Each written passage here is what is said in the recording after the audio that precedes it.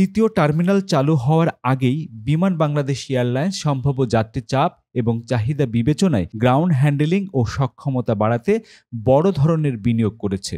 এ লক্ষ্যে প্রায় ১,০০০ কোটি টাকার জিএসি ইকুইপমেন্ট ক্রয়ের পরিকল্পনা হাতে নেয় বিমান। এরই মধ্যে কয়েক দফায় আসতে শুরু করেছে সেসব যন্ত্রপাতি। বর্তমানে বিমানের জিএসি বহরে রয়েছে প্রায় ২,০০০টি মোটরাইজড ও নন মোটরাইজড ইকুইপমেন্ট। নির্ধারিত সময়ের মধ্যে যাত্রী সেবা, লাগেজ হ্যান্ডলিং ও উড়োজাহাজ প্রস্তুতির দায়িত্ব নিতে তারা নিখুঁত সমন্বয়ে কাজ করেন, যেমনটি করে থাকেন প্রতিটি ফ্লাইটের জন্যই।